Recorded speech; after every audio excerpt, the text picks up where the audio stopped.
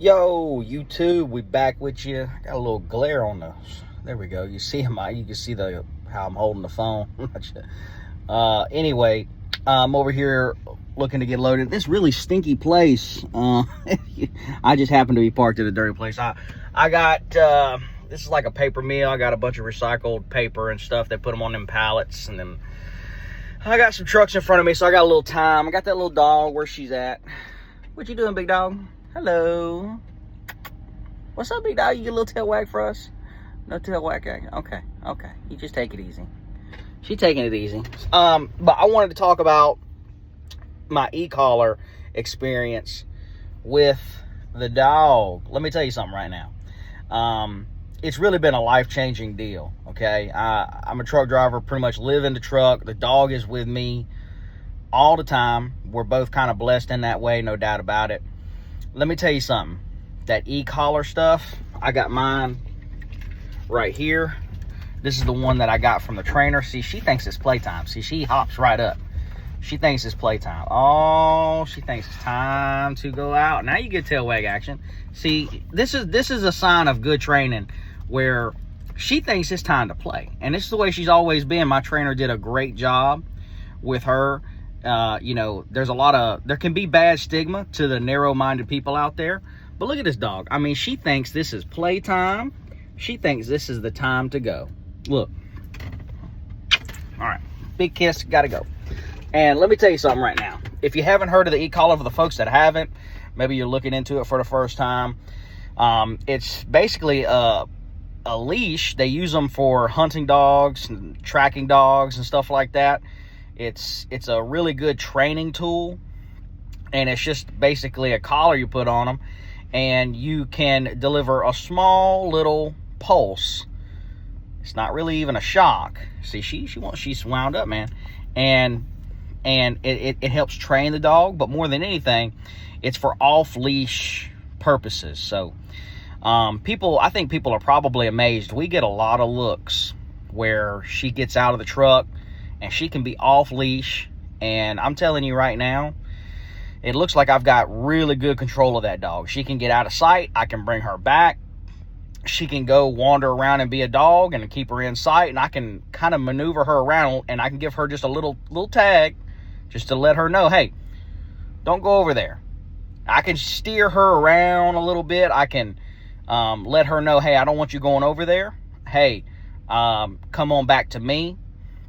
I have a lot of control with her, and part of that is because of how good I think the trainer did, and also because of how much time the dog she spends with me. Dogs, when you train them, if you don't stay on top of it, they'll lose it, and they'll revert back to a lower level. That's why you have a dog where you tell them sit, and they don't sit all the time, or they don't sit at all.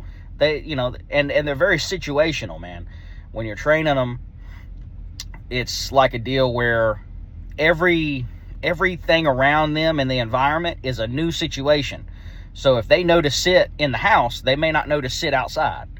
They know to sit right next to you when you tell them, but they don't know to sit when you tell them, 15 feet away from you to sit. And that's something that I've gotten Molly to where if I tell her sit, she can be, I don't know, some yards away, and I can get her to dead stop in a sit. And, we do pretty good with the training. It's as far and as much as you want to take it, but I'm going to tell you that e-collar, I'm telling you right now, it's life-changing. It's life-changing. I think any pet owner, especially if you have an active lifestyle and you want your dog with you, man, whew, it's a valuable tool. It was probably the best money.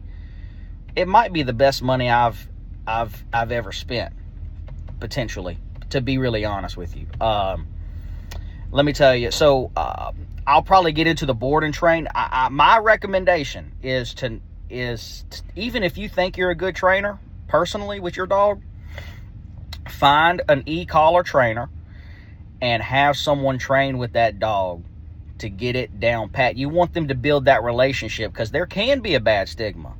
A pet can have a bad situation with it, every dog is a little different, you know, and you want that professional trainer that has that quality time with that dog to really nail down on that. And I thoroughly recommend it. Like, I recommended it to some people, and you know, some people are a little hard-headed. They think, I'll just get one and I'll work with it, and maybe you'll be fine. But you can mess a dog up too if you don't have some part of it. And actually, the trainer told me this, you know, they spend just as much time training the pet owner as they do the dog, because it's about having the right responsibility. Because you can overwork a dog or hit them too hard or hit them too much, and every dog is different, but you can hit them and you can take it too far, and that dog builds a negative relationship with the e-collar. So I thoroughly recommend, do not buy it just to train a dog yourself. That is not a good idea, okay, in my opinion. Are there going to be people that pull it off? Absolutely. I wouldn't do it. Even with my experience with it, I would definitely put a dog with a trainer. And, you know, my situation was what's called a board and train, or a board and, you can call them board and groom, but it's a board and train, where the trainer has the dog, we have the dog boarded up at a place for 2 weeks, and he worked with the dog every day in whatever schedule and fashion. I was over the road working. It was one of the most valuable things I did when I got into trucking. I got out on the road, and then I came back home as soon as I could and got the trainer and the dog linked up, and the dog stayed with him at the board and train, and he worked with that dog for 2 weeks. I come back, pick the dog up, and I've got my whole different review of the board and train. It's a little different than my review of the e-collar. But let me tell you something right now. It's going to be actually quite different. Board and trains can be traumatic for dogs. It's important to find the right trainer, and it's important to understand the expectations. And I'll get into some of that, but I'm gonna tell you, man, that I can't believe it. Because I want to give you just a little more background. Some years back, when I was a kid, my dad would take me and we would walk to school, and we would take our dogs with us. And, you know, he's kind of a hillbilly a little bit, and he just let them run around, do whatever they wanted. And we ended up having one of our dogs walking behind us, walking to the road right in front of our house, literally right in front of our house in a subdivision, and get run over. And that was a traumatic experience for all of us. Obviously, the dog did not make it. It was terrible. It was just a terrible, terrible experience. The sound and the sight of that traumatic experience, you know, it's really tough for dog owners to like, for me, example, in our family, to let our dogs off leash anymore.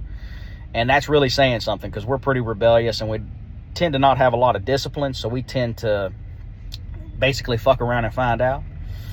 We tend to not have that discipline, but the leash is an important deal for us now. And I'm gonna tell you right now, it's hard for me to feel comfortable with a dog off leash ever since then. It's a very anxious deal. It's risky business.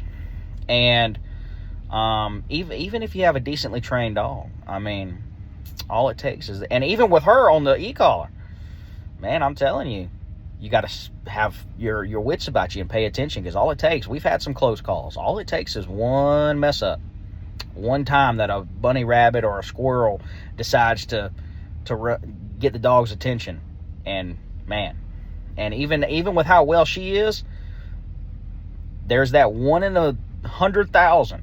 I just caught her in one last week. I was amazed she decided to run in that road. It was like we do this all the time. She's constantly on the e-collar when we get out of the truck. She's not on the e-collar when she's in the truck. But once we get outside, it's very religious. And I'm typically not the disciplined type. But let me tell you something. I would say 99.9% of the time, she's on that e-collar. And even if it's just a short little stint outside.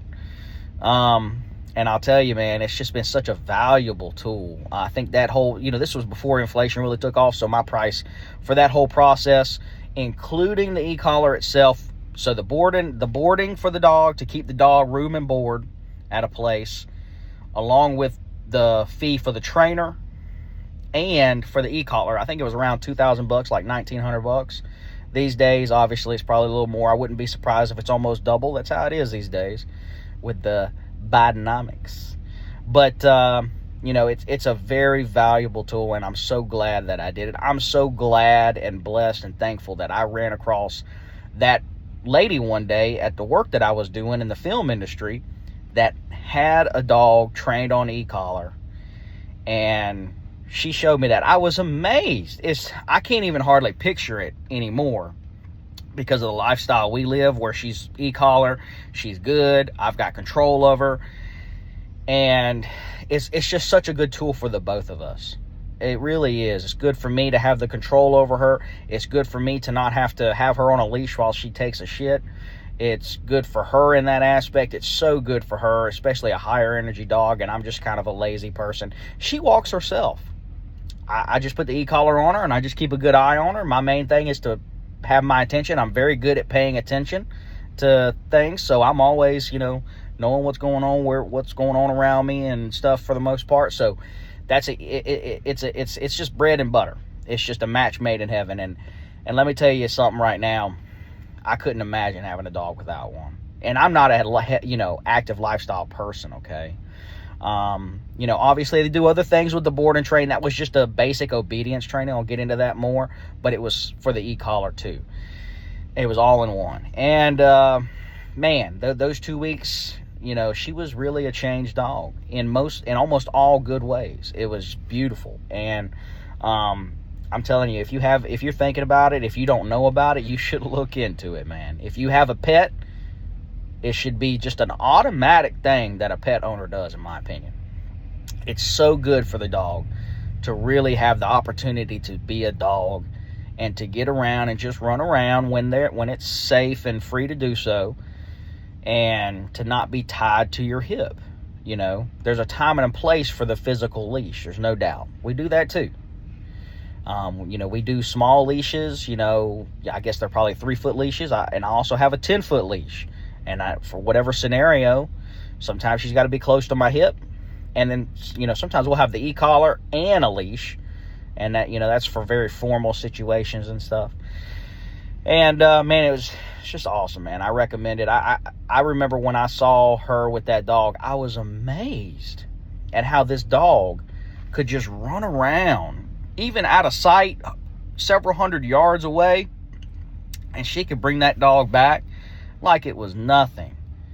Oh, man, my mind was blown. I couldn't imagine what most people see and think when they see us, or if you look into this stuff and you do it. I'm telling you right now, there's not many things in life that are truly life-changing. I'm telling you right now, if you're a pet owner, it's a deal. What do you think, Molly? What do you think? What do you think? You think so? What do you think? Ooh. All right, we out.